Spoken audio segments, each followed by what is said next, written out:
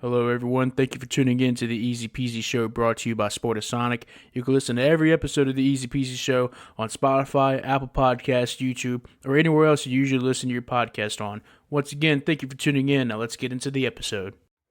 Hello, everyone. Thank you for tuning in to the Easy Peasy Show. Once again, I am Zach here with my co-host Peyton, and we have an Hey exciting guys. UFC 294 card coming up. Early start time, and as it dawned on me and Peyton earlier today, yes, this is a international card. I believe it's going to be somewhere um, over the pond, somewhere in either the Middle East or Russia. I can't really remember.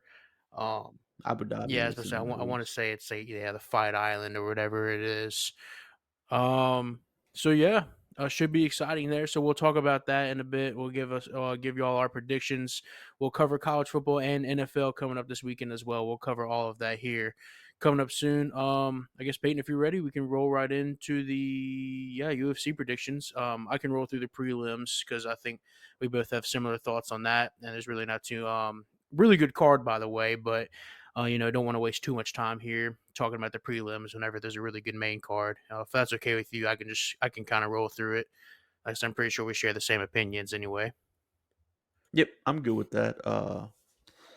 And yeah, as Zach said earlier, hopefully you didn't make plans for Saturday night for the UFC event like we did, and then realize, oh wait, it's during the Hold on day. now. It's, it dawned on us way too late, but We had plans lined up with some other people, and turns out they can't come yeah, anymore. So after they realized it's at one, or one central time, the main card at least, which means the prelims, by the way, start at 9 a.m. So I mean, yeah, if you're, Central. yep, exactly. So if you're, you have ESPN Plus, you up, you have nothing else to do, yeah, go tune into the UFC. Pretty good prelim card here. I'll just roll right into it. A lot of Russians fighting, so a lot of hard names. So forgive me if I mispronounce their names, but we'll roll right into it anyways. To start us off with, I think this is a really good fight to start off the whole event. And I'm kind of surprised this fight shows up this early because I recognize the name Bruno Silva, and I was like, this dude's the first fight. Like, if this dude's fighting in the first fight on the prelims, then like this card is stacked. But I don't know why he's fighting first when some other fights should be fighting first. Anyways, Sharabutin Magomedov, minus 290 favorite. By the way, these odds are via DraftKings from Thursday morning. So chances are these odds have changed as money pours in on one fight or the other. Anyways, Sharabutin Magomedov, minus 290 favorite going up against Bruno Silva, a plus 235 dog. Yeah, so I taped Magomedov earlier. I kind of like what I saw. This will be his UFC debut, if I'm not mistaken. But what I was watching, dude's got a lot of power behind his strikes. He's a very good technical striker, and I mean that's all I really have to say about him because what is he? I think he's like 11-0 or something, and 10 of his wins have come from knockout, and the other one has just been decision, obviously. But he's undefeated 11-0 in his professional career, and like I said, 10 of his wins come via knockout. Pretty scary power. Bruno Silva been in the UFC a long while. Like I said, recognizable name. He's fought much better competition. But I will say, this is a guy who's fought Alex Pereira, by the way, a name that is very familiar, especially recently in the UFC. But I will say, after he fought Alex Pereira, he just hasn't, I guess, been the same. I know when he first got into the UFC, dude was like a household name. He was really good. He was like, like making quick work. I say quick work, but he was making it look easy, I should say, against competition. But like I say, he fought Alex Pereira and just hasn't been the same. Um, I can't remember who else he's fought, but I'm not going to get into that. Like I said, he just looks sluggish. He hasn't been knocked out, but boy, he's been getting rocked a lot, and he gets subbed a lot. Club and sub. So yeah. Anyways, it's a guy with the power of Magomedov. It's hard for me not to pick him. So yeah, I got Magomedov winning via knockout in the second round. Moving on to the next fight. Women's MMA. Thankfully, the only women's MMA on the card. No offense to women. There's just it's just a competition thing, and it's just I don't, I can never trust women's MMA. Uh, Misogyny at its yes, finest. exactly. I love it. But regardless, moving on to this fight, we have Victoria Dudakova, a minus 535 favorite, one of the biggest favorites on the card, going up against Jin Yu Fry, a plus 400 dog. Now, The main note I have here is that this is one of those fights that I feel like the UFC sets up to perhaps specifically help a certain fighter look good. Not It nothing's wouldn't do guaranteed. that. Nothing's guaranteed in the UFC. But yeah, there's a reason Jinu Fry is a plus 400 dog. Her cardio sucks, which is crazy because she has no volume in her strikes. Um, Now on top of that, she's super small for the division. I think she used to fight at the division below straw weight, which is like atom weight or something like that. Um, Anyways, super small. 11-9, not impressive at all from what I was able to watch. What I unfortunately had to watch. But for what it's worth, she can defend takedowns, kind of. Anyways, yeah, Victoria Dudikova. Yeah, she's got a little bit of a hype train going behind her. She's not the best on the feet, but she's good at takedowns, and she just looks better and better lately. So yeah, give me Dudikova to win via decision. I don't think either fighter has the ability to finish the other fighter. But I do think Dudakova's, like I said, there's levels to this. Jinu Free, I'm sorry, Fry is kind of on the back end of her career, while Dudakova is on her way up. So yeah, give me Dudakova to win via decision in the second fight of the night of the morning, however you want to look at it. Moving on to the third fight, another familiar name in Nathaniel Wood. Going up against Muhammad Naimov, whatever, another Russian. I'm not going to try and pronounce his name correctly. But yeah, Wood a minus 325 favorite. I know, shocking. Not the Russian isn't the favorite, but Naimov a plus 260 dog. Yeah, so once again, we're a little bit more familiar with Nathaniel Wood, or at least I am. Yeah, he's got a lot of volume, great power in his strikes. And on top of that, he's got good wrestling. Uh, there's really not too many question marks for me with Nathaniel Wood other than his durability. Outside of the UFC, he's been finished quite a few times. I don't think he's been finished in the UFC yet, but he does get dropped almost every single fight, or at least a fight going up against people with power. Um, so that really worries me with Nathaniel Wood. Now you may be wondering why is he minus 325 favorite? Well, I kind of say like it just um being a guy of his stature, being able to have his volume and the power to go along with the volume, it's pretty remarkable. And yeah, Naimov, he has a good chin, right? And he has good cardio, so I think he can get finished. I don't think it's going to happen though. And I mean, for like I said, for what I don't know, this dude isn't a good fighter. I don't think. I think he's got a little bit of a I think he's got a little bit of sorry, my dog just came into my room. Anyways, What in your room?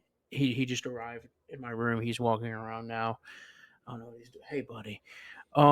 Yeah. Anyways, Muhammad Namayev. I say he's 9-2, but I think his record is more or less a result of him fighting lesser competition. Um, does he have the capacity to beat Nathaniel Wood? I mean, I guess. I mean, he can. Like I said, Nathaniel Wood has a really. He's.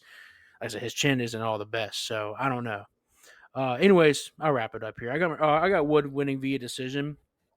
I think as long as his chin holds up, he's just going to look like the superior fighter all around. Like I said, he's Namayev. He's not that good of a wrestler. And I think Wood is a good wrestler. So I think for what it's worth, Wood can get this down on the ground and just essentially win minutes.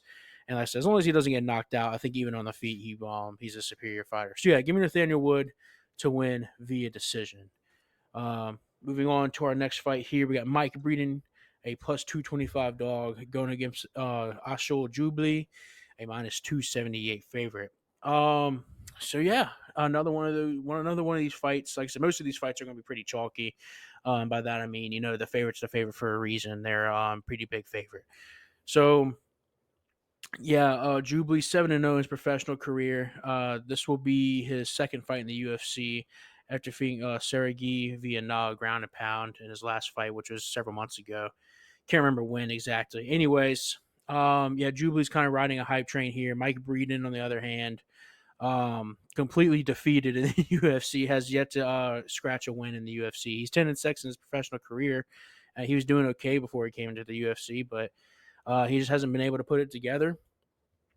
I don't, it's I don't know. I'm really not a big fan of Mike Breeden. Like I said, he hasn't won in the UFC. Durability, big question mark.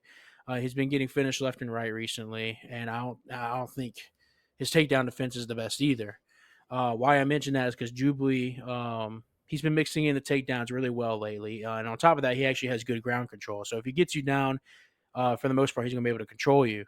And on top of that, he's been mixing in the ground and pound lately to go along with it. So, like I say, if he takes you down, you're kind of in for a rude awakening. So I have to imagine this fight probably plays out something like Jubilee.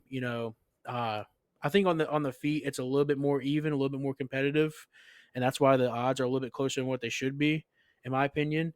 Um, like I see Jubilee going for takedowns, and I see him being able to land the takedowns. I see him being putting in work on the ground against Breeden. Breeden's pretty much going to be defenseless on the ground. I think if Jubilee doesn't finish it, he definitely wins by decision. So yeah, I get Jubilee winning via third round knockout or TKO, I should say. I think he probably finishes on the ground one way or the other, and I favor the knockout a little bit more. Moving right on to our next fight, we have Abu Azatar, a plus 195 dog, going up against Cedric Dumas, a plus 238 favorite. All right, now this is one of those fights that I was looking at, and I was like, the name Cedric Dumas was familiar to me, but for no reason that was good.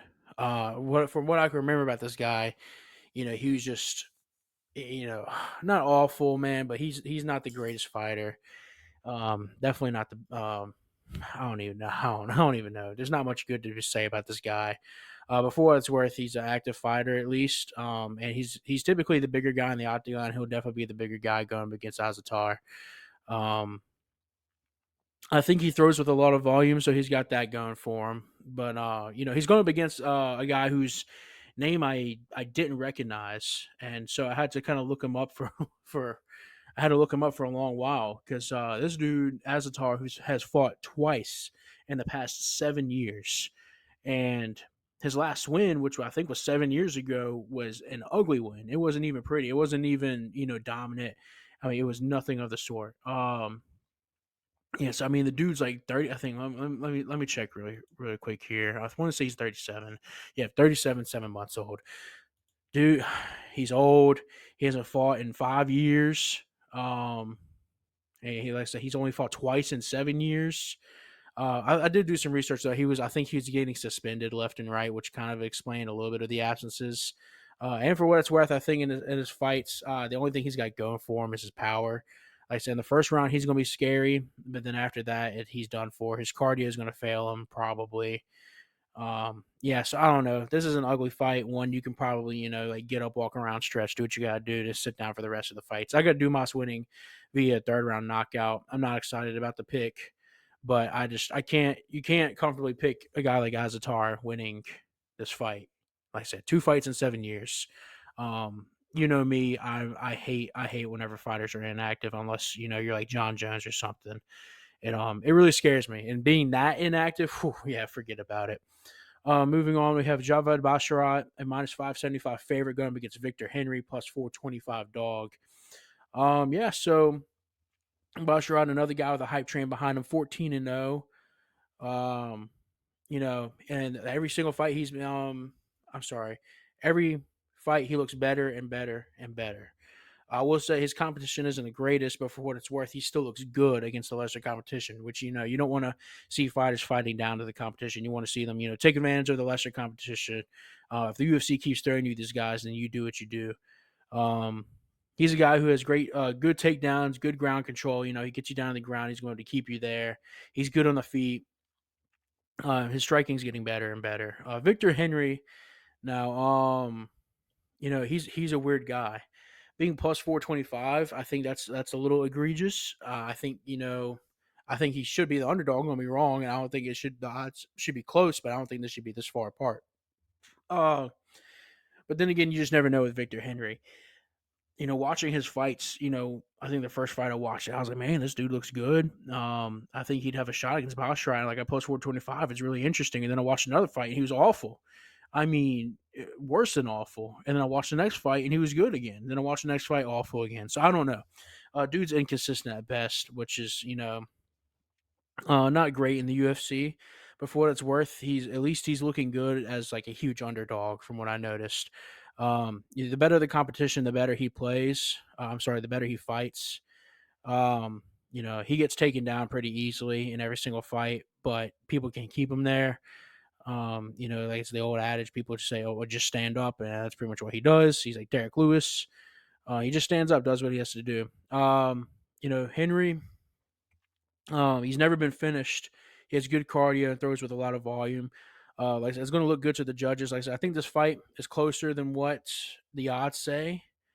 But I think Boshrot should be able to dictate pretty much how and where this fight takes place. Whether he keeps it on the feet, and lets Victor Henry just throw his little heart out, whatever. I don't know. I think Boshrot's just the superior fighter, almost everywhere. So, but I foresee Boshrot. God, he's probably going to be going for takedowns. And I think, he should be able to keep Henry locked down a little bit more. I don't know. We'll see. I got Basharat winning via decision. Moving on to the next fight, we have Muhammad Yaha going up against Trevor Peek. Closest fight on the card, plus 140 for Yahya and minus 166 favorite for Peek. So, yeah, I'm a big fan of Trevor Peek. I would admit I had to kind of do some of my research on Yahya, and I was wondering why, because this is his UFC debut. Trevor Peek made his way into the UFC via Contender Series about a year ago, maybe a little over a year ago. Anyways, so yeah, from what I was watching from Yaya, he's been in some longer fights. He's got solid cardio and he's got good durability. On the feet, he's okay. I wouldn't say he's great. I'd say he's good at best. And watching the competition he's fought, they seem kind of lost in there. So I'm not gonna say this dude's fought good competition. Has looked good, but I mean, he's looked serviceable against decent competition. Uh, Whenever this dude loses, it comes inside the distance. That's key because Trevor Peek, his name's familiar. You've probably seen highlights of him. Even if his name doesn't sound familiar, maybe once you see highlights, you'll understand why he's a little bit familiar. This dude, he's one of those wild cards in the UFC who, has no technique, doesn't care, like I said, how or when he throws, he just throws. He throws these wild shots when you least expect it. He'll catch people, out of nowhere. He's got crazy power. And like I said, even though I don't typically like the fighters that don't have technique, he at least uses it to his advantage, which is good. He has great cardio, considering his volume is off the charts and his technique is just, it's crazy. He's not throwing out a shoulder every other strike. Um, he's one of those guys who'll eat a punch to throw a punch, and whenever he eats a punch, he just smiles at you and just keeps advancing. Um, I don't think he's a complete fighter. I still think he has to work on his ground game and everything, pretty much everything else other than his striking. But boy, he's exciting to watch. So yeah, I said Yaya's been finished within the distance. Every time he loses, I think it happens again here. I got Trevor Peek winning via second round knockout. Yeah, I think Trevor Peek's gonna be able to, like I said, just kind of keep him guessing with this wild card, technique that he has. And like I said, it's unlike anything Yaya's fought before. So I think he's gonna be able to catch him off guard, at least a couple of strikes here and there. Moving on to our main prelim, what's it called? Featured prelim, I believe is the proper terminology. Tim Elliott plus 330 dog going against Muhammad Makhachev plus 425 favorite. Yeah, so I got Makhachev winning here via third round submission. He's just an excellent grappler. He's been just rolling through his competition. Much younger guy. Tim Elliott, UFC veteran. He's fought the more experienced fighters. He likes to wrestle and grapple, but he makes mistake after mistake in his fights. He'll throw stupid strikes or he'll just do stupid moves on the ground that just ends up to him getting submitted. And like I said, the moment you do that against Makhachev, it's over for you. So yeah, I got Makhachev taking advantage of one of the classic Tim Elliott mistakes and getting a submission. And I got him doing it in the third round. I think he's going to wear him down the first two rounds. And when Elliott's tired, makes a mistake, Makhachev's going to move in and get a submission. So we'll move on here to our main card coverage. Let's see. Yep, and this is a main card that I can't wait for. Yeah, absolutely. It's got some big names on here, a lot of Russian names. Like I said, it is what it is. It's their time to shine. It seems like it at least. And so we'll just roll right into it. I'll get us kicked off here with who is it? Who is it? Who is it? Sorry, let me get it. Saeed Saeed Nurmagomedov Nurmagomedov going and against Muin Gafurov. Nurmagomedov a minus 218 favorite. And Gafurov a plus 180 dog. Yeah. So we all. I want to say. I'm just gonna pretend like we don't. We all don't know who Saeed Nurmagomedov is. Anyways. Um. He's a very technical fighter all the way around. I don't think he really lacks in um one area, I guess, if you will, more than the other. He's one of those fighters, obviously a Russian. You try not to grapple with him, but there's only so much you can do. Um, he loves his front chokes. He's a very technical kickboxer. Or really, I should say he's more into the taekwondo because he likes to use the spinning attacks a lot. Um, he's one of the more interesting Russians to watch. Let me look at his record here. Well, I'm assuming I think this is the guy who lost to. Yeah, he lost to Martinez recently. Jonathan Martinez is via unanimous decision. But Gafurov, I think, will be a little bit of a step down in competition for Nurmagomedov compared to what he's been fighting recently. He's one of these guys he's pretty sloppy on the feet. He makes simple mistakes all the time that lead to him, just like Tim Elliott, and it leads to him being hit. But for what it's worth, he's got good power behind his strikes. He gets rocked. He gets rocked a whole lot, but he hasn't been finished. Um, so yeah, I don't know. This is an interesting fight. Like I said, I think the odds. Mm, I think they favor Nurmagomedov for a good reason. I think he's just a little bit more well rounded. He doesn't make as many mistakes. He's not going to make as many mistakes as Gafurov, I should say. So yeah, I think I got Nurmagomedov winning via second round submission. I think, like I said, Gafurov is just gonna start getting tired, make a simple mistake, and Nurmagomedov is probably gonna look for like his little standing guillotine or his front choke, whatever he likes to do. Yeah. So yeah, one for the Russians in the main card.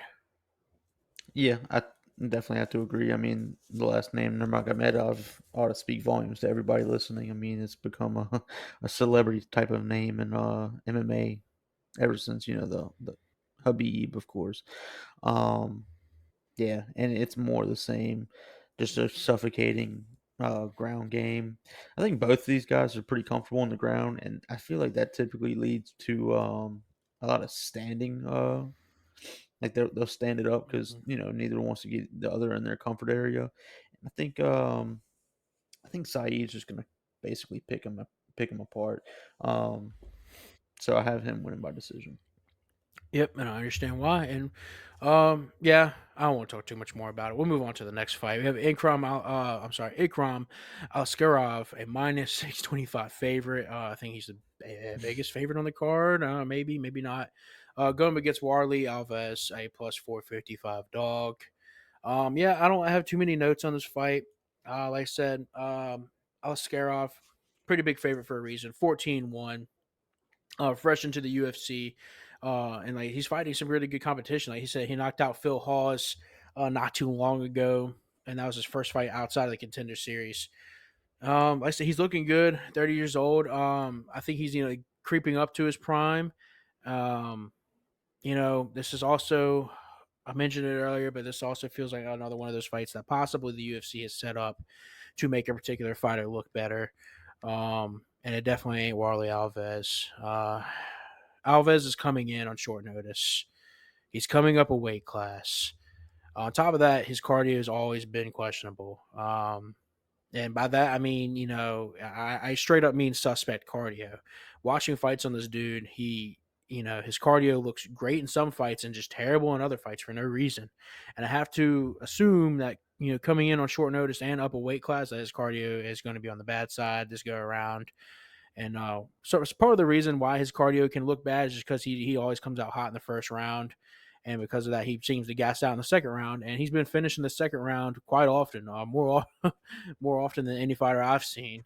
So yeah, I got Alaskarov winning via second round knockout. I think Alaskarov has got really good volume and good power. On top of that, he's good on the ground. I think Alaskarov can finish this fight however he wants to, but I just got him winning via knockout. I think regardless, it probably comes in the second round. Yeah, like you said, I was literally thinking this right before you said it, but Askarov is gonna finish this fight however he freaking wants to, whether it be in the air, on the Hmm. ground, up on the feet, it don't matter. It's gonna be Askarov by pure domination. He has the grappling and the wrestling advantage, but he also has a significant striking advantage as well. He can pick he can pick him apart. He can fight from range. He can get in his face. It's just not going to be a fun Hmm. fight for his opponent. So Alves. So yeah, Askarov by complete and utter domination. He'll end up getting the finish.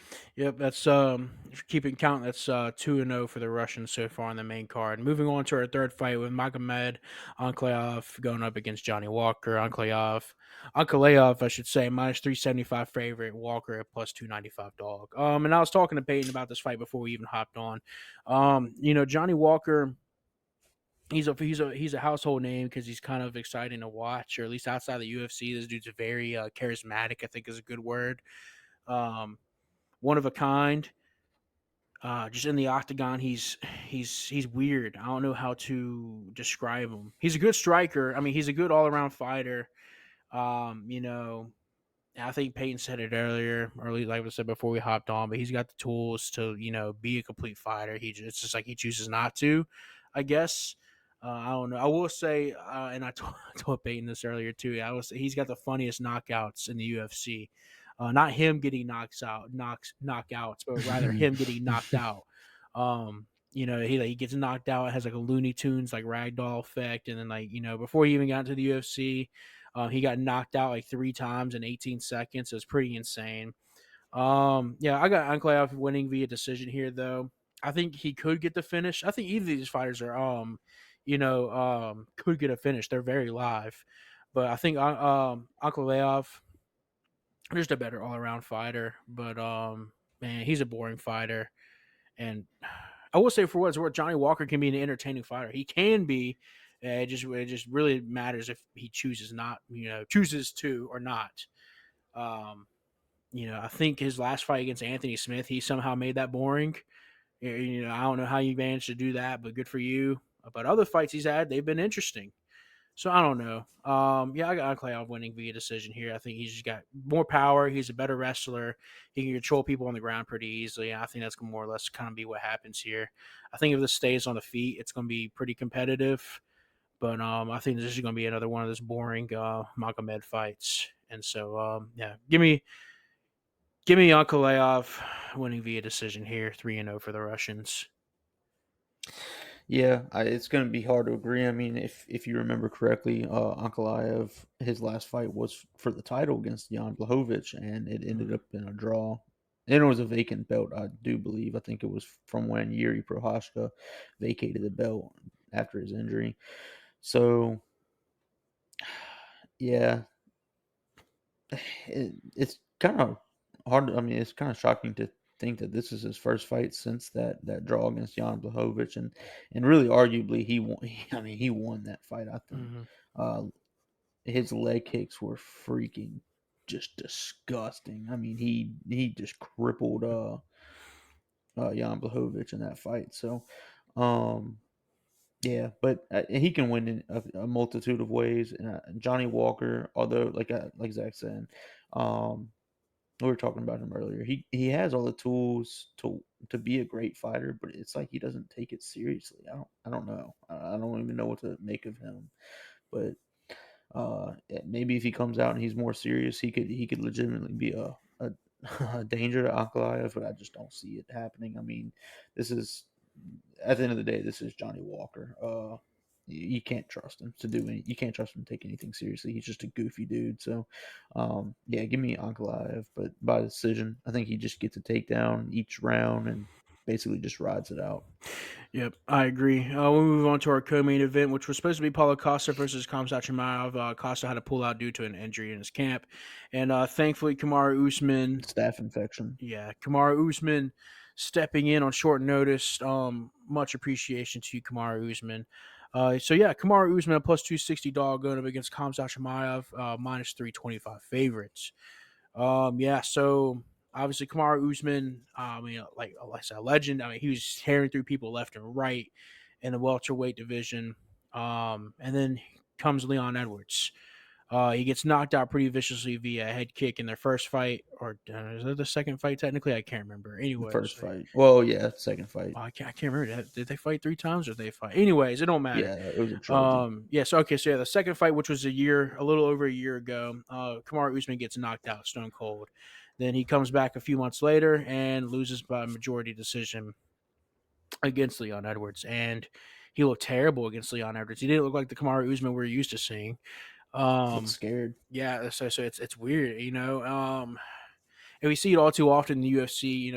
The likes of, I'm trying to think of someone who comes, Tony Ferguson, Tyron Woodley. We see these dominant fighters who just have a drastic drop off, and I'm afraid Kamaru Usman's kind of on that path. He's getting old and he's aging poorly. Throughout at least these recent years, he's been dealing with injuries left and right. His knees are just shredded cheese. Like I said, he just hasn't looked like himself lately. And I have to question. Like I said, he's doing stuff outside the UFC now, right? Like he's doing acting, he's doing the social media gigs, doing everything he has to do to get money. So I really had to question if he's like on compared to Jessica Andrade, not the only fans, but just the fact that you have to question if his heart is in the game at this point in his career. Um, and I feel like I said, good for him for stepping in on this fight short notice. But I mean, I feel like if you really cared about your career, you wouldn't be stepping in on short notice against Shmaev. Like I said, and on top of this, I think you're stepping up a decision. I'm not a decision, a division, if I'm not mistaken. I believe this fight's at Yep. middleweight. I know Chimaev can't make welterweight. Um, so yeah, so I don't know. Kamaru Usman's going to be the smaller guy in there. I mean, not by much, but I mean, when you're used to fighting at 170, now you got to fight at 185. I don't know. Anyways, yeah, Chimaev, exceptional pretty much everywhere. There's not much more to say about this guy. Submission game, ground and pound, great on the feet. I got Chimaev winning via third round knockout. I think Usman, it's a great takedown defense. So I think he's going to be able to stuff some of the takedowns. Um, I don't know. I think this short notice, this weight jump, or I should say, this jump up a weight division. I don't know. I have to imagine Chimaev gets takedowns in here or there, and like I said, Usman, I think he's just been on the decline, like a really bad decline lately. Even though it's only been 2 fights he's lost, it's still just he hasn't he looked terrible in this two, and at least the last fight. So I don't Yeah, know. he. I mean, he was. I think to say that he's on a decline is a little unfair. I think he was more so just kind of scared of Rocky's power in that second or the third meeting, I should say. And that the fight that he ended up losing the belt, he was dominating the cards. I think he had won all 5 rounds. Maybe he lost one, but I think he was dominating on the scorecards before that head kick KO. So um but yeah, I mean, to say his knee is shredded cheese is just an understatement. I mean, the dude was just doing an open workout at the UFC event, and he said, "Oh, I heard something popped." I mean, that's not a very good look. So, and yeah, like you mentioned, going up a weight class is going to be very difficult for him. Because correct me if I'm wrong, but Rocky was the first guy to take him down. I can't remember if he came in the second meeting or the third meeting, but that was the first time Kamaru Usman had Hmm. been taken down inside the octagon. So, it'll be interesting to see how his defense stacks up against a guy who's bigger than him. Although Chimaev is kind of on the fringe of that welterweight, middleweight weight. Um, but I think yeah, he's a little bit too heavy to make welterweight, but he was for a while there. Dana White won't ever let him do that again. Nope. But I was a little bit interested in seeing that Paulo Costa fight just because Costa's so much bigger than Chimaev. I wanted to see, the takedowns probably weren't going to be there. Costa has quite a bit of power for somebody in the middleweight division. I was pretty intrigued at that matchup, but sadly, the staph infection didn't cost his arm. I'm sure people have seen the pictures floating around on Twitter. It warranted a withdrawal from the fight. Um, so that sucks, but it is what it is, I guess. Props to Kamaru Usman for coming in on short notice, but I think, like Zach said, yeah, you're coming in on short notice against Chimaev, and as much as I don't care for Chimaev, yeah, give me another chalk up another one to the. I say the Russians. Technically, I guess he's not Russian, right? He's from United Arab Emirates, Emirati. I don't know how Yeah, to say that, but he's a Dubai boy, but um, UAE. yeah, he's a Dubai boy, but yeah, I agree with you. Like I said, I got Jemai winning it via third round knockout, and yeah, like I said, Usman he hasn't looked like himself lately, and like I said, I just have to I don't know. I've seen too many fighters go on declines that start off like the way Usman's is starting, so it's hard for me to imagine that he's not about to have the same kind of fall off, but Yeah. Hopefully he doesn't because he's a great fighter. Although I'm not the biggest fan of Usman either, I can respect his greatness. I mean, he was fantastic at welterweight for all those years. So, um, hopefully that fall off is greatly exaggerated. mhm. But yeah, I think I am with you. I don't think it is. I think he is on the verge of falling off, especially with those knees. Yep, absolutely. Well, we'll move into the main event, which was at first I was supposed to be Charles Oliveira going up against Islam Makhachev. Oliveira had to drop out. I forgot why. He got cut open in Oh, that's sparring. right. Apparently, Yep, they were yep, just yep. swinging wildly at each other. About a week or two ago. Yeah, that's right. Had a really bad cut, and I think he ended up getting like stitches from someone that wasn't like approved by the UFC, and it was going to take him like longer than what the fight was scheduled for to recover. Oh, excuse me. Anyways, yeah, he had to drop out of the fight, but Alexander the Great Volkanovski steps in on short notice to help save this card. And so I will say I think both these fights kind of like got a slight level up. And as far as competitiveness goes, I would be really interested to see Charles Oliveira rematch Makhachev. But I'm a huge fan of Volkanovski. Anyways, moving on. We have Islam Makhachev minus 278 favorite going against Alexander Volkanovski plus 225 dog. Yeah, so this fight happened not too long ago. So it's a rematch. It feels like just yesterday this fight happened, but I think it happened several months ago. Yeah, so if you don't remember the first fight, I'll kind of give you a rundown. It was a very close fight. I think people were kind of torn on who should have won. I think for what it's worth, Makhachev won the fight. I would say won it handedly, but I think he clearly won 3 rounds. Volkanovski clearly won 2 rounds. Therefore, winner Makhachev, right? And that's how the judges saw it too. Matter of fact, one of the judges saw it 4-1 for Makhachev. Mm. Um, so uh, yeah, Volkanovski has probably presented the greatest threat to Makhachev so far out of anyone. Uh, but the first fight, Volkanovski had a longer camp. He had a bigger notice coming into the fight. Had the proper weight cuts, had the proper everything. And like Volk saying in all the interviews, like he's, oh, I'm coming off a couch. I have nothing to lose here. Um, Oh man, I don't know. I mean, I don't know. I feel like for your legacy, I guess people appreciate you coming off a short notice, but I mean, I feel like this does kind of affect your legacy if you lose to him again. But anyways, yeah, if I'm not mistaken, I think Volkanovski had surgery too, like a couple months ago, or like 3 months ago. So yeah, I think he's got even that going against him. Yeah, I don't know. As far as his attributes are concerned, great striker. He looked great on the ground against Makachev for what it's worth. I mean, yeah, he got controlled, but I mean, he didn't like get submitted easily or like thrown around like a rag doll. So like I said, he looked good on the ground, but he was controlled pretty easily here and there. Makachev, exceptional wrestler. In the first fight we kind of saw it. He played it pretty safe. He didn't take any unnecessary risks. Because I mean, why would you do that against Volkanovski? Smart move on him. But he got wobbled quite a few times. I mean, it was sketchy pretty much every single round. And like I said, that's why Makhachev was playing it safe. Um, I think Volkanovski can catch him here. I think Makhachev can catch Volkanovski just like he did in the first fight.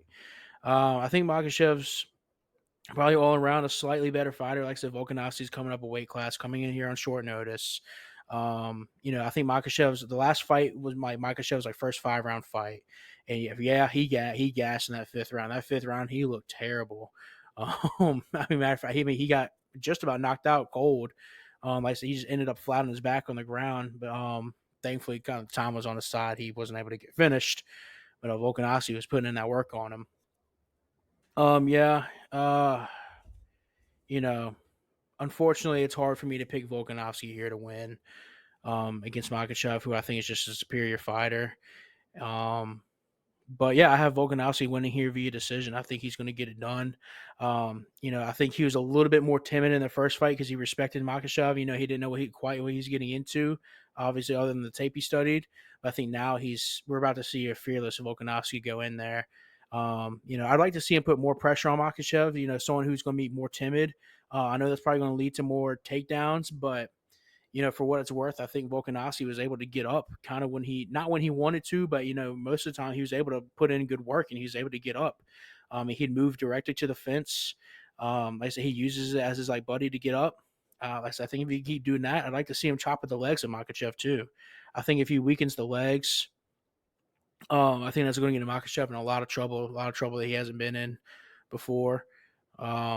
You weaken the base, the shoots and the wrestling are going to be a whole lot worse. He's not going to be able to pick you up or anything. And like I said, Volkanovski was mixing in the lead kicks pretty well, and I mean, Makhachev literally checked none of them.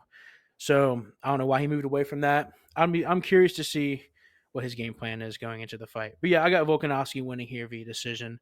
I think Russians take the main card 4-1, but I can't pick against Volkanovski here.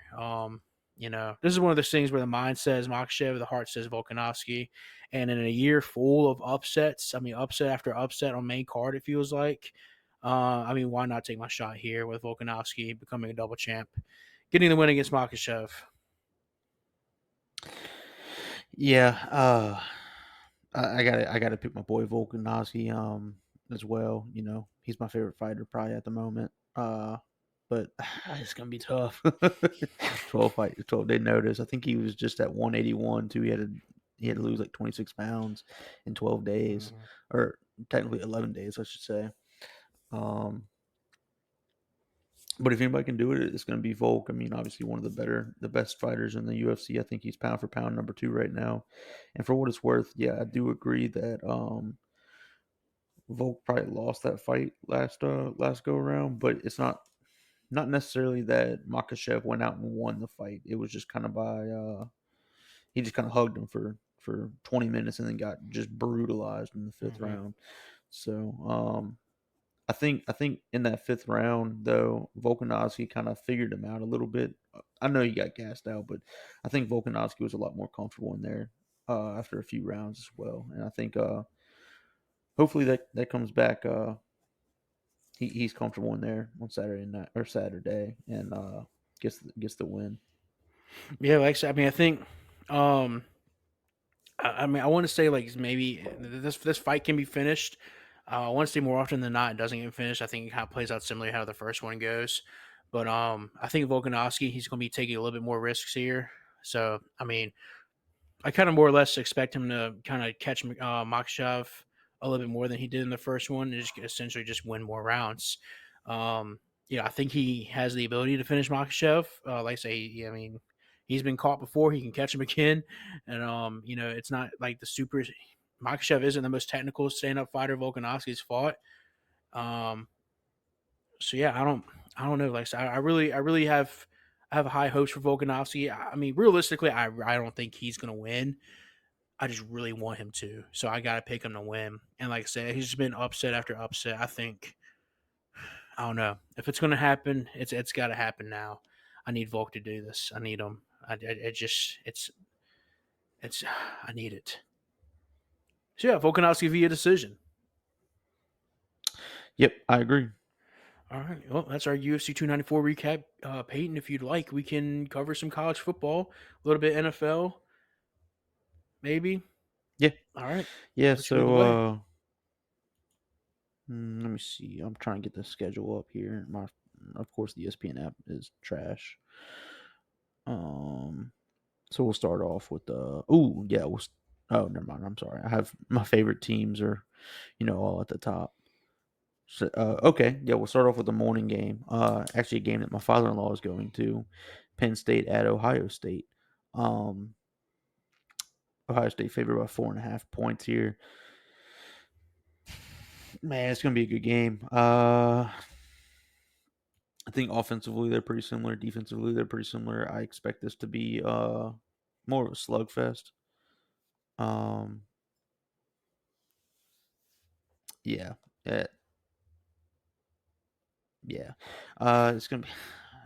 Man, I'm trying to figure out who I think's gonna win. Uh, I I guess I gotta go Ohio State just because they're at home and they've been there, done that. But I wouldn't be shocked if Penn State got it done. I think 4.5, a spread of 4.5 is a little large for my liking on this game. But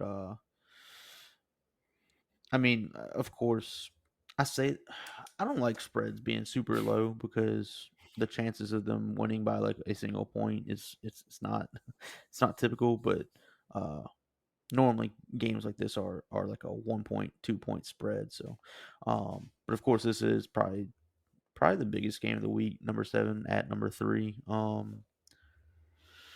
Yeah, give me Ohio State. I agree with you there. For what it's worth, I got Ohio State winning and covering the spread. As we know, great, good teams win, great teams cover. Um, don't get me wrong. I think Penn State's good. I think they're great. Even I think Ohio State's just a level above them. Um, I think they can easily win this game by a touchdown or more. Um, so yeah, I got them. I got them probably winning by a touchdown. I mean, I see more often than I see a lot of people, at least that I follow. I mean, they got Ohio State winning by 10 or more. Um, I think there's levels to Yeah, but this, and like I said, playing at home, um, I don't know. That just plays college football. You really just never know. But yeah, give me Ohio State to win. I don't know. yeah, no, I agree wholeheartedly. They could win by 10, but I think it'll be kind of a slugfest, and so I think it'll be a pretty low scoring game. I don't think it's gonna be high scoring. Um, but moving on, we got Tennessee at Alabama. Of course, Alabama trying to exact revenge on Tennessee from last year. They're playing in Bryant Denny. Alabama favored by 9. Man, yeah, I don't see Tennessee coming close in this game. Alabama's defense is much too good, or way too good. Tennessee's defense has been solid this year, but their offense is taking about 5 steps backwards. So I look for this to kind of be a slugfest as well as Alabama's offense has also regressed. However, I think Alabama pulls away late, probably wins by 2, maybe 3 scores. Yeah, I agree. I think Alabama's defense. I'm usually one for saying, "Oh, offense is king in football, college football especially." But yeah, I think Alabama's defense is just much too good, as you said, to lose out to an offense like Tennessee's. That is not a juggernaut like they were last season. No, they weren't. I mean, yeah, I used to call them a juggernaut last season, but compared to this season's Tennessee offense, they were.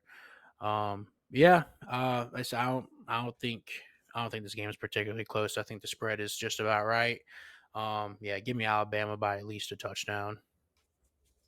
Yep. Moving on, Duke at Florida State. Florida State's favored by 14.5. Wow. Duke's been playing some really good ball lately. Obviously, their lone loss was to really a solid Notre Dame team. That Notre Dame team took the lead with about 30 seconds left in the game, um, and ended up holding on to it, of course. But man, to be favored by 14.5. I don't know about that. I wouldn't be surprised if Duke actually pulled the upset themselves. Obviously, they dominated Clemson earlier in the year. Being at Duke Campbell Stadium, it makes a difference. But yeah, I'll take Florida State, but I don't see them covering this game. They've been pretty sloppy lately. Yeah, I have the same thoughts as you exactly. I think what you said was more than 14-point spread for Florida State. 14 and a I mean, I half. get it. They're a really solid team this season. I know they're essentially still riding the high, of beating LSU. Um, really good team. I mean, they got some talented cats on that Florida State team, but so does Duke. Duke's no slouch. I know people are used to them being the blue blood in basketball, but yeah, I think like I said 14 points is way too much. I think Florida State wins. I have no doubts about that, but winning by more than 14, I highly doubt that. Duke's going to make this game very competitive. I think Duke's going to continue to surprise people. They're still going to be getting their name out there. So yeah, I'd say give me Florida State by like 10 or something like that, but definitely not more than 14. But you never know. College football, baby. That's the beauty of it. I think this is definitely a winnable game for Duke as well, though. I mean, Florida State's they've made a lot of mistakes as of late. Let me look up their last few games. Obviously, they are undefeated still. They played a porous Syracuse Mhm. team, beat them 41-3 last week. Played a really bad Virginia Tech team the week before, beat them by 22. But before that, they played a Clemson team that, let's be honest, they were better than and had to go to overtime with them. If you watch that game, the play calling should have just enraged you on both sides. And then the week before that, this was the really questionable game, the Florida State at Boston College game. Boston College is if anybody doesn't watch Boston College, they're not real good. They should have lost to Army, but Army had a touchdown callback for holding with like a minute left. Would have given them the lead and probably the win. Boston College squeaked by Virginia, got doubled up by Louisville, 56-28 there. Um, they, I mean, they barely squeaked by Holy Cross, and Northern Illinois beat them earlier in the year. So they're not a very good team, and Florida State really, really struggled with them big time. At one point it was 31-10 Florida State, but they let Boston College come back and make it a 2 point game, and they had the ball. They just couldn't do it on the last drive, which is of course the most important drive. But this is a game that obviously Duke can easily win. Duke's not a bad team at all. They're very physical. Um, and I think a lot of people have the stigma of Duke in their head not being a football team, and I think that's what I think that ultimately is why the spread is as high as it is. Make no mistake about it. I think Florida State is the better team here, but I just want to point out that it is definitely winnable Mhm. for Duke. Yep, absolutely. So moving on from that game, there was another game. Well, there's a lot of games, but one game in particular. Oh, two more games in particular that I wanted to cover. Michigan at Michigan State. Um, Earlier today, which was Thursday. Y'all will be hearing this on Friday or whenever you listen. But Thursday, there's some allegations going around. Michigan was stealing signs and How and dare a team do homework on other teams?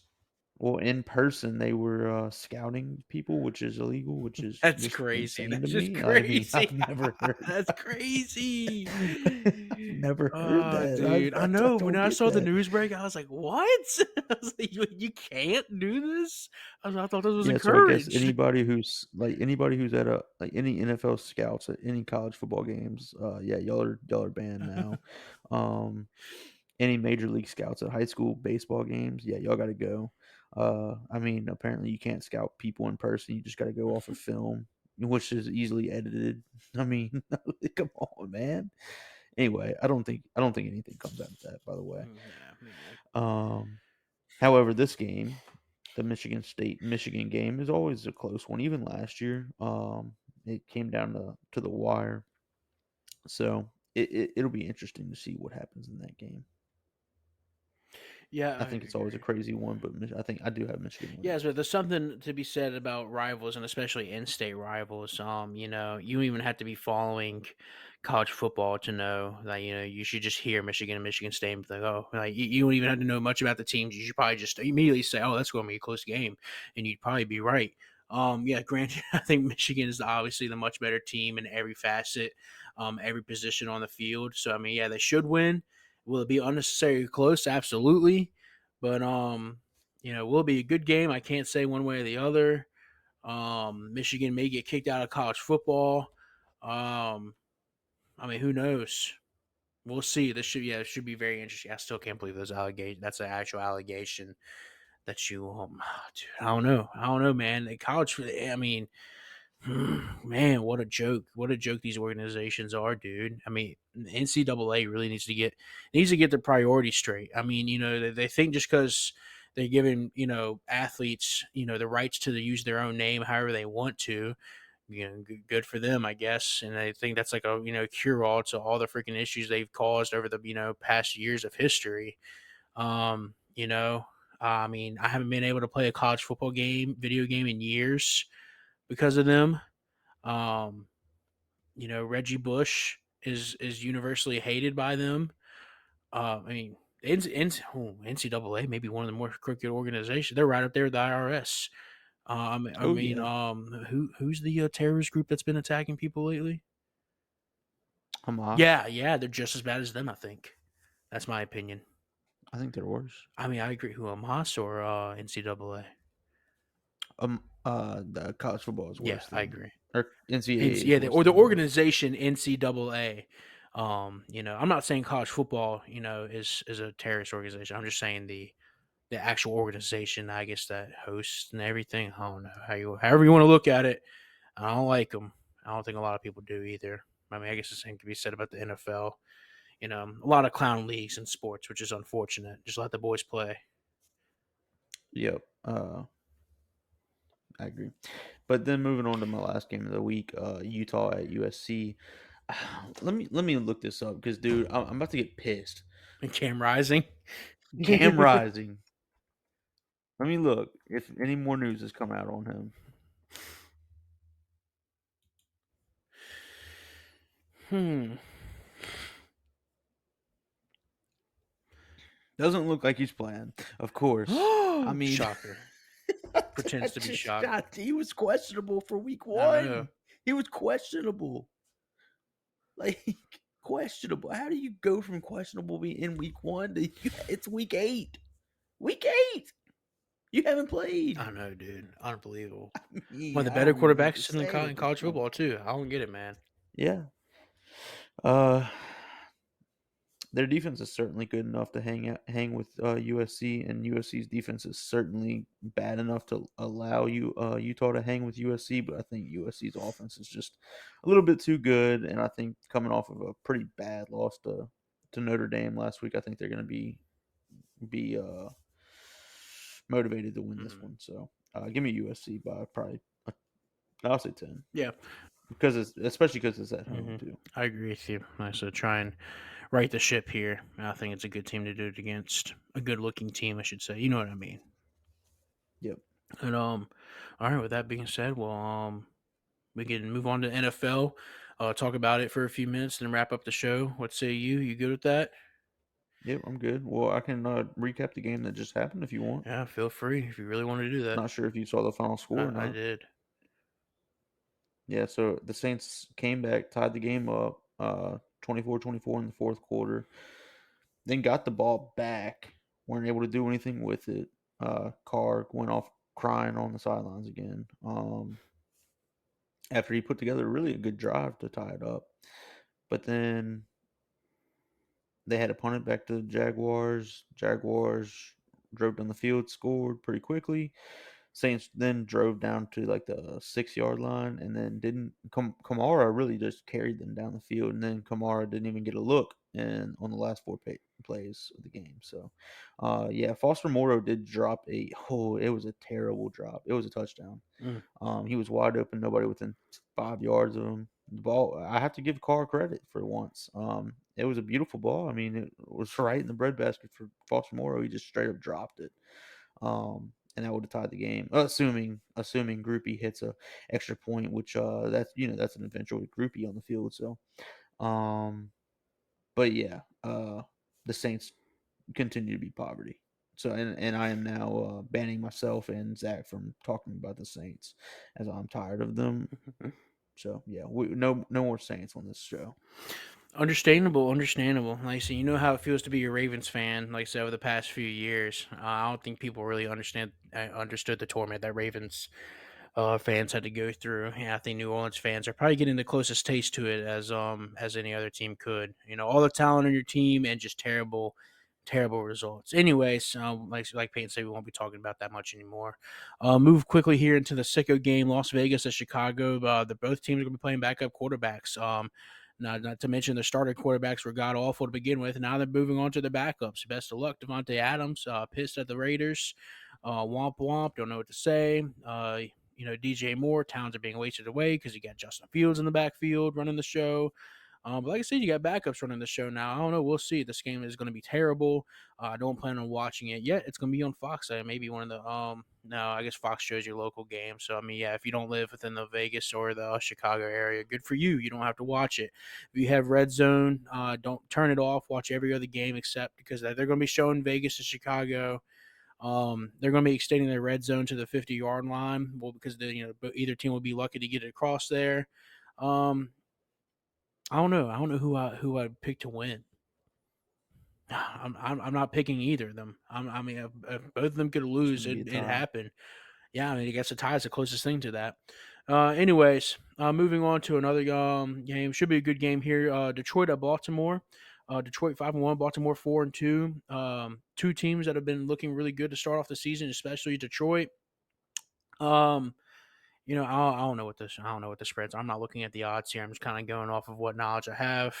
I'm a Ravens fan, obviously. New offensive coordinator. Was hoping the offense would look like 10 times better. It's only looked like twice as good as it used to. But is like kind of stall. Baltimore, you stall out in the red zone a lot. Not a good look. Detroit, you're starting to finally this is like your third or fourth year with Dan Campbell. I think I can't really remember. I feel like maybe more years than that. I don't know. Either way, it's finally paying off. Jared Goff's looking good. Your running back room is solid. You got Amon Ra, Jameson Williams looking really good on your offense. Your defense is solid. Truth be told, I don't know what kind of competition you played yet, but I have to imagine it's sort of good to be getting all the. Oh, that's right, you beat the Chiefs 21-20 to start out the season, and then you beat Falcons, Packers, Panthers, Buccaneers. Okay, well, okay, well, For what it's worth, I think they are a very good yeah, I team. think they are too. I think they are. I still think they're solid, and I liked them preseason. I still like them now. I just didn't realize they kind of had an easy like a front loaded schedule. I guess the opposite of front loaded. You play three NFC South teams and the Packers. Good for you. I mean, you did beat the Chiefs though, for what it's worth. So I mean, and you got into a shootout with the Seahawks and you lost. So, I mean, that's your only loss. I mean, you're a good looking team overall. I still believe in you. But The fighting Jared Goffs. oh yeah. Um, Give me Baltimore. Like I said, I'm a Ravens fan. I can't choose against them, especially in a close. I imagine it's a close game, regardless. I feel like the Lions and Ravens games are always super close. Flashback to last year, or like 2 years ago, and Tucker broke the hearts of Lions fans by kicking Oh, I forgot like a about the 60. 61 No, it yarder. was like 66. No, 66, wasn't it? Yeah, the first one he broke her hearts like 10 years ago was a 61 yarder. I know, yeah, the most recent one was like 66 or something crazy. Hit the crossbar and rolled in. Yeah, anyway, it should be a really good game. If you can tune into that game, because it's probably the only noon game that's of any interest.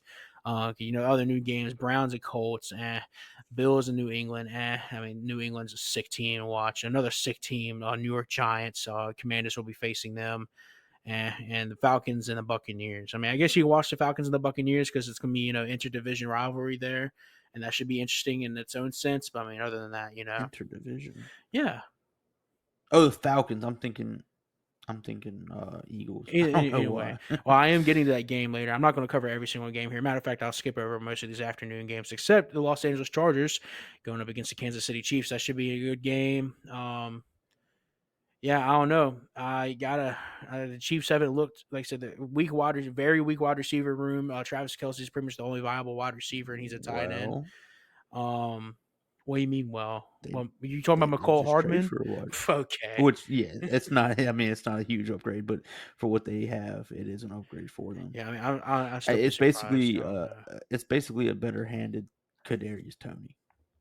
Yeah, I don't know. Kadarius Tony's still terrible. I don't know. No one on that Chiefs offense has taken like the wide receiver one spot yet. Oh Um, heck no. and like I said, unfortunately, Travis Kelsey is the wide receiver one for that team, which is pretty bad. Anyways, yeah, Kansas City, they're just lucky they have Andy Reid, Patrick Mahomes, and Travis Kelsey, or else they'd be like 1-5. But anyways, Chargers, once another one of those teams that like they look really good on paper, but they I guess they're kind of the opposite of the Trash. Chiefs.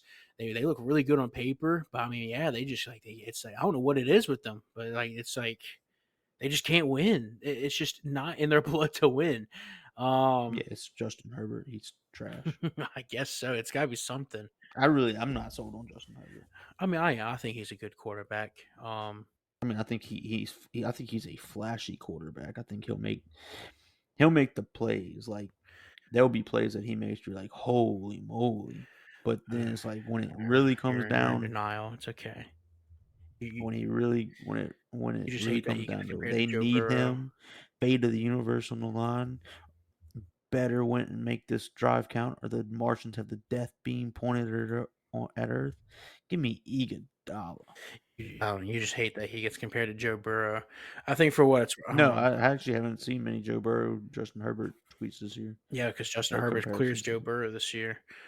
Um. Mm, Anyways, I mean, which team has a better record? well, neither of them have a good record for what it's worth. Neither. I think one's even though one's only won one game. Oh, I thought the Chargers won 2 games.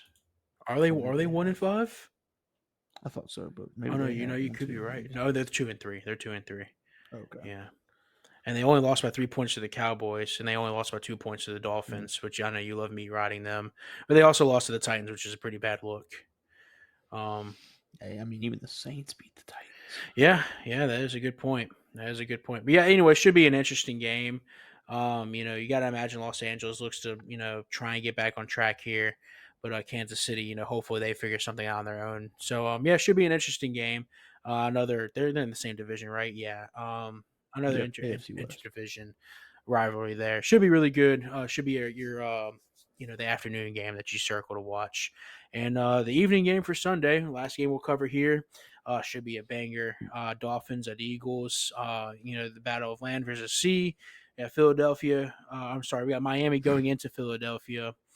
Um, yeah, I don't know. Like I said, Miami's got a super high powered offense, but it seems to me that when they face a competent defense, they just it's kind of like, whoa, what do we do?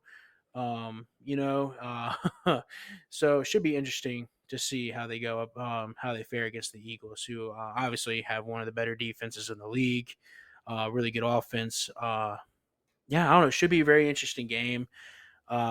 Philadelphia still got something to prove. I say that because they just had their first loss, but it was against the Jets, which the Jets are essentially a carbon copy of last season Jets, which is they're okay, but you lose to them, it's not a good look.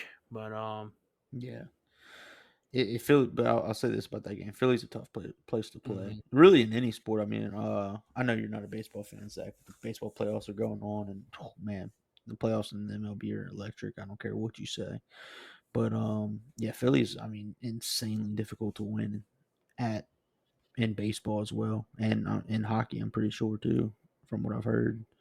I could be wrong there. I don't keep up with hockey that much, but The Flyers um, blow. okay, well, when they were good, weren't they like really good at home? I don't know, They were never but good. They, didn't they they, win a they Stanley just got a Cup? hockey team like 4 years ago. The Flyers? Yeah. Okay, anyway, no, anyway, um, you got me all messed up. But yeah, no, the point Yeah, is James being Harden that don't want to Philly's play just there an anymore for a incredibly reason. yeah, the Philly's just an incredibly hard place to play. The home field advantage that those fans give is unbelievable. So I'll take the Eagles in that one. Yeah, I will as well. Like I said, feel like you hit the nail on the head. I think obviously home field advantage is going to have a lot to say in this game. I think Philadelphia, one of the tougher places to play. Philadelphia, super tough team. Like I said, Miami, the one good team they faced this season. And I mean, they didn't completely poop the bed, but I mean, they came close. I mean, they let up 48 points against the Bills, which no fault. I give them a pass as the Buffalo Bills, but you only score 20 points against them whenever you have like the highest powered offense in the league. oh well, you know, Oh, I know you can't make quick work of the Bills' defense. Oh no, because they have like two good players. Yeah, have fun against Philadelphia's defense. Yeah, so give me Philadelphia to win that game, and what should be a good one. Finally, a good Sunday night game. That's what I'm talking about. But you have any final thoughts, Peyton, before we wrap up here? yeah, I'll cover the baseball playoffs real Yeah. quick. We are in the championship series of that. So the winners of the two championship series obviously meet up in the World Series. Um, the Rangers took a pretty commanding lead on the Astros, a 2-0 lead, but the Astros just a few minutes ago were able to knock the series back up at two, winning both at in Arlington, which so the road team is now undefeated in that series, which is pretty unusual. Um, and then the Phillies also took a pretty commanding 2-0 lead on the Diamondbacks, but dropped the game in Arizona today. Yes, tonight on a walk off. So that series is now 2-1. Again, it is also in Arizona right now. So let's see if the Diamondbacks could scratch and claw their way back to a series tie and bring it back to Philly tied up. But like I just said, Philly hasn't lost at home this postseason. So yeah, good luck, Is there who does Bryce Harper play for? the Phillies. Let's go Phillies! Come on. Oh, and you'll love this. But you know who's been going off the last 2 weeks? Castellanos. Yep, Castellanos. I saw. I saw. Yeah, as soon as like the terrorist threats or whatever. As soon as Yeah, Hamas Hamas. started just Yeah, yeah. I love when people say Castellanos hits a home run. You have to check on your family. Yeah, you just never know. I mean, dude, he has an uncanny ability to hit home runs when just times are horrible. It all started with the, and that'll be a what was it, 3-1 ball game or what? And that'll make it a Four 4-1 four. ball Yeah, game. I don't know if if I'll ever put the I'm, Saints on again. mm, there's a deep drive to left field by Castellanos. That'll make it a 4-1 ball game. Classic, all-time sports moment. That and the death beam at Earth. Give me Eagle Dollar. Um, Give me Iguodala. What did he say? oh man, there's some iconic Oh moments. man. Oh yes, but Iconic yeah. moments. So the baseball playoffs, if even if you're not a fan of baseball, they are electric. So I recommend everybody to watch them. Yeah, I don't blame you. Like, so I'll definitely have to tune into this. I'm not the biggest fan of baseball, but yeah, you gotta watch it. But Yep. So I think that's all I got though. yeah, I will say one thing. Formula One returns this weekend, and yes, they are in Texas. Oh, howdy, boy! Circuit of the Americas, one of the most anticipated races of the season. So hopefully I'll be able to attend it next year. It's a whole lot of money, but I don't know. We'll see. Where's it at? Austin, Texas, Okay. Austin, Texas. Yeah, Obviously, yeah. Um, but yeah, Circuit of the Americas, like I said, one of the premier racetracks in America. Um, but yeah, it's definitely. I'm sure you'll probably see on social media. ESPN's probably going to be deep throating them now that they're back in the United States. So just keep a lookout for that. If you see any race and car Max drivers, Verstappen. Verstappen, Verstappen, same thing. yeah, Whatever. he's Dutch. So I mean, yeah, you say it however you want. Yeah, this is America, boy. Well, I think that's why I say it Verstappen. I think that maybe no, he says his own name Verstappen. Um, I don't know. He's wrong. Anyways, only one American driver, and he sucks, bro. He's the worst. But oh well, maybe I don't know. Maybe he'll finish the top 10 or something. I know Is it a woman? he might as well be. Oh God. He's Terry. You know, Terry. He's the manufacturer he drives for. He's cost them millions of dollars. You want to know why he always crashes their car? Always. Oh If he's not crashing man. the car, he's finishing last. So like he's not making. He's costing them money and not making them any money because he doesn't Mm. finish in a place that warrants you money. So, Yeah, anyways, he's winning. He's winning this race now that you said that. yeah, that'd be awesome if he won in America. I don't think it happens. Obviously, He'd be like, home field advantage. what the F is a kilometer? But no. Just put them in Houston traffic; they won't know what to do with themselves. Oh no, absolutely not. But yeah, I have to imagine Verstappen gets another win. How boring, I know, but very I dominant, mean, who could have predicted that? very dominant guy. But yeah, anyways, that's all I have. Peyton, are you good? Yep, I'm good. Thank All y'all right. for listening. Yeah, thank you all for listening. As always, I'm Zach with my co-host Peyton. This is the Easy Peasy Show. Thanks for tuning in. Peace. Peace.